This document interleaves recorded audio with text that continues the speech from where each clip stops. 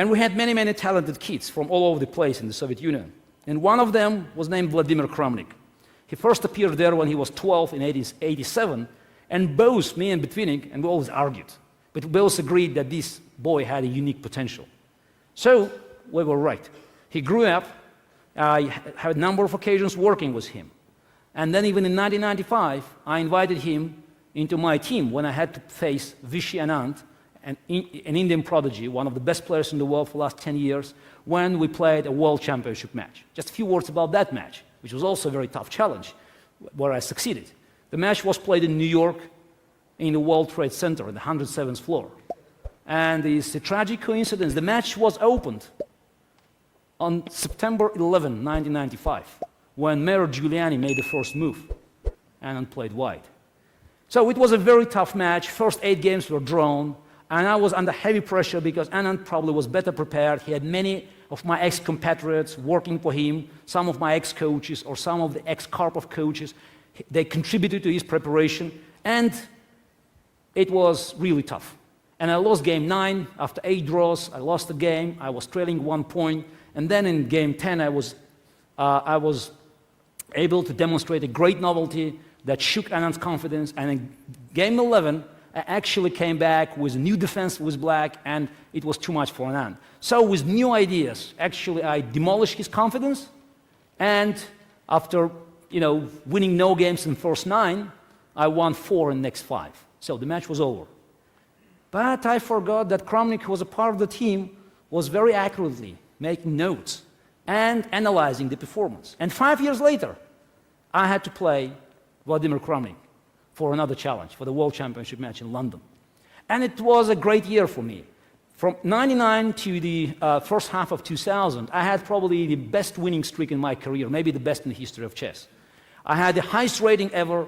I won a number of tournaments, eventually all tournaments I played, and the quality of chess was superb.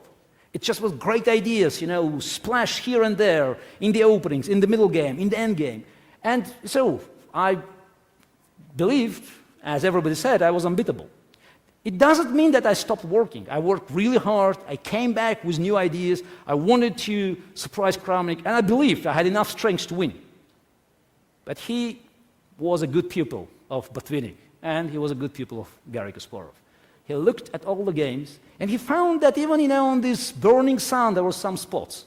So there were certain positions where I didn't feel very comfortable, certain moments where I slipped, where I was hesitant, where you could actually find out that Kasparov's game was not very consistent. So he designed a strategy, a great strategy, to drag me from the territories where I felt most comfortable into the territories where I felt shaky. So it's like 2 different types of game, like in tennis. Somebody has a huge serve and then rushes to the net, and someone is playing from the back line, just waiting for mistakes and then hitting hard. Kramnik played from the back line, but he also was very smart to know exactly where I could make mistakes and on what turf he could prove that Kasparov was not unbeatable. The match was a disaster for me. In 15 games, I couldn't win a single one and lost 2. And I lost the match to Kramnik. I was out-prepared. I was 37. Of course, it was a disaster, but I had to come back in terms with myself. And I just recognized I had just one way to go. It's go back to school to learn. We should not be too proud to learn from young generation. Otherwise, we'll not be able to come back. So I learned. I studied. I recognized all the reasons for my failure. And I was back on the winning train. For the next 4 years, I played 11 classical chess games with Vladimir Kramnik across the world. So I haven't lost a single one. I won 1 with 10 draws, but that's good enough. That's a big change. I won more tournaments, and I'm still #1 rated player because I believe I'm capable of learning. And I'm not feeling ashamed even of learning from young generation. It's a challenge. I'm used to be the youngest champion of the Soviet Union, the youth champion, the champion of the classical championship in the Soviet Union. I was the youngest world champion in the history of chess, but now I'm facing an opposition that is not young. It's ridiculously young. Some of my young opponents, they're too young to vote. So I came here from Reykjavik, I played a rapid chess tournament, and in the quarterfinal, I was seated to play against a Norwegian boy, a great prodigy. He's 13 years old. So I played this boy, and I just said, wait a second. He was born when I played my 5th match with Anatoly Karpov. So, but it's a challenge, and it's a unique challenge.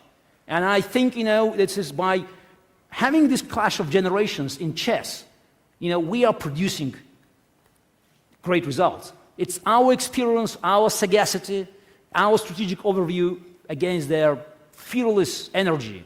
It's aggressive approach. That's how chess is being moved forward.